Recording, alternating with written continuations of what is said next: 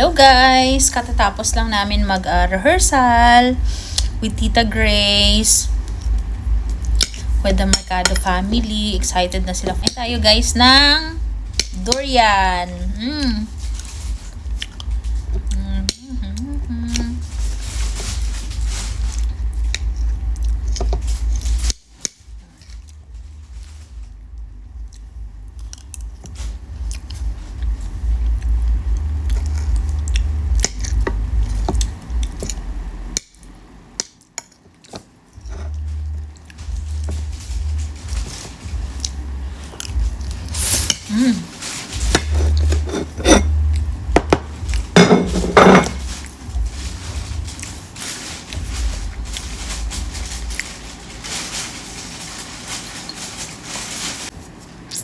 Nakakatawa talaga pag dito sa probinsya.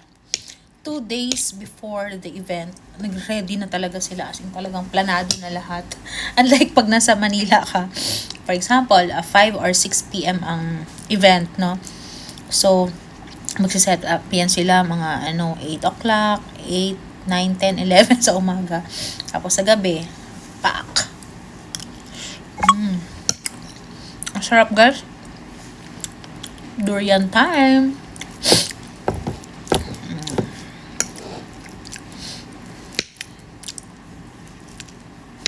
Pero sa mga bawal to sa mga may high blood eh. Although wala naman akong high blood.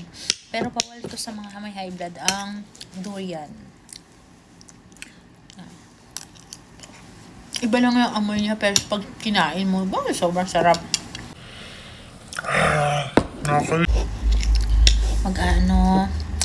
Mag-change ako ng repertoire tonight.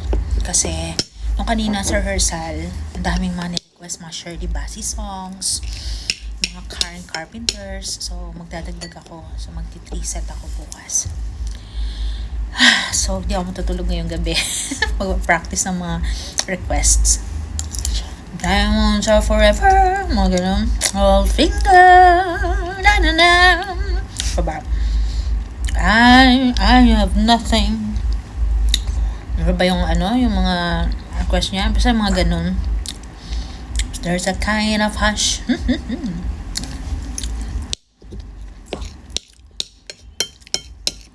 Ganyan talaga pag singers, dapat palagi kang ready.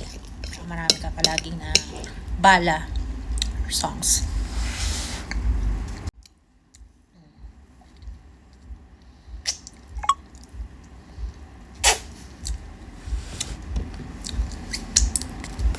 Si Tita Grace Mercado at yung husband niya, kababayan ko po si Sultan Kudarat.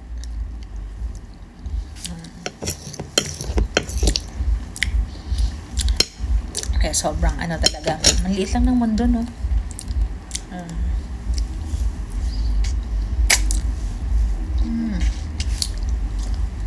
Sarap. Sarap talaga. Sarap ng durian.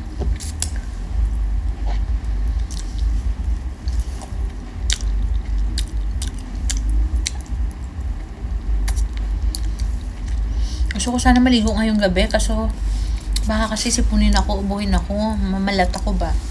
May kanta ako bukas.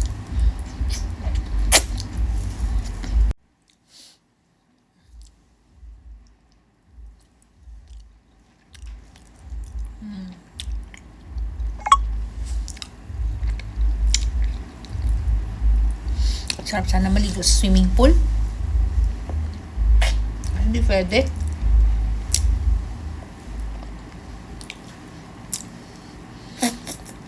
Maghimuyong muna ako ngayong gabi. Hindi ako pwede magpagod. Practice ang kanta. Mag-memorize.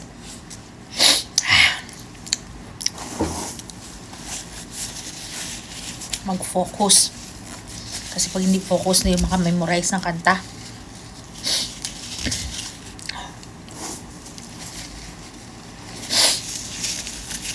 And mag-i-edit ng mga videos, vlog. Ang daming